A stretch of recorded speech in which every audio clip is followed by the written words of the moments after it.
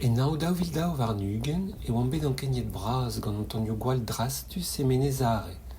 Drevoner e oa chomet a sav an tan tro-dro d'ar chapeli, ep bez an devet an ei. Disammet e oan bet daouz ma oa tristig an trovar droioù. D'ar mar ese e oa difennet mont beteg ar menez. Un tamm diwezator, en diskar amzer, en boa klasket en ober, met re ar c'hlav a oa evit mont ermez a c'har. Neuze, dreman emaom ket o chom e pen ar bet ken, en boa ranket gortoz un tamm a rog mont di, a setu ar pez en boa gwelet. Goan e oam c'hoaz, hag e pepler ne oa nemet mein wen a douar du. Perag e oa bet espernet ar chapel gant an tan. A balamour d'ar bomperien, d'ar struzizel, ar rouez, var gern an duchen, bet revurzud, a drugarez da Sant Mikael. Ne ket difennet lezel ur faltazi di gabest, hag a viskoaz, kredab, e oa bet awenet an dud gant menez Mikael. Gwechal e kredet e oa bet un tamm keltiek gweslet an eol, me en bije kavet poellekor a zeuli an avel, met pepin izolib. Prenet e oa d'orar chapeli, met Sant Michael noa ket chalet. Ya, prenet e oa dor ar chapelig a balamour d'ar chanter renevezi, a poen e oa en ober.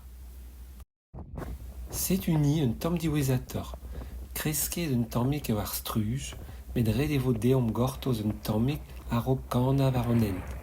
Ar balançon brumen, a war ar bruperles a glav. Ken staget eo ar chapel ouz an duchen en ur speret, mar efem kredi oa bet an ei a viskoaz. Ne ket gwir evel just, met e nored e oa lec'h a rozi a burzudou a oa bet war a lavarer.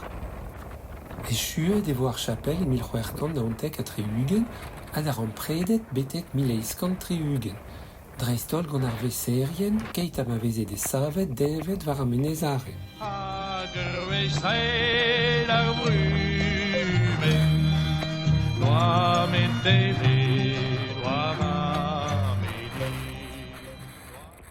Da vare an dispar braz e oa varnez kweza en e foul. Met rene vezet e voe e 1100 war nugen, e 1100 a pe war ugen, hag e daouvil 3 war nugen.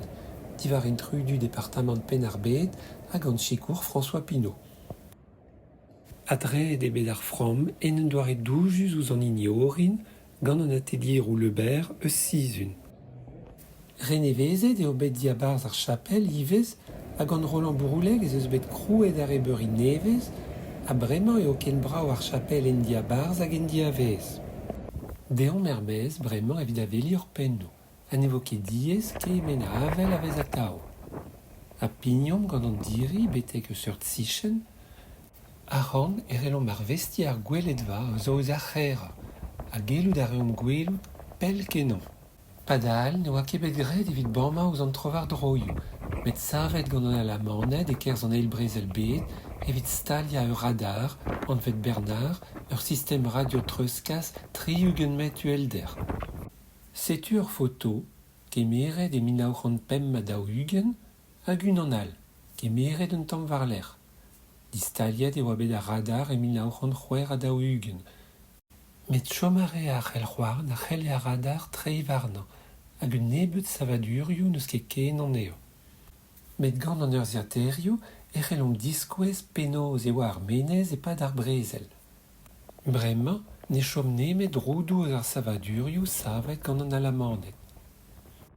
Diouoglen zo c'hoaz koulskoude, un tamm peller, un digarez da gemer fotoioù a videoioù di c'hortoz eus ar chapel. Renevezet brav eo ar chapel, don ar plan en-dro, met poen e mont kuit bremañ. Allez, ken ur vechal en ul lec'h all, ken a vo.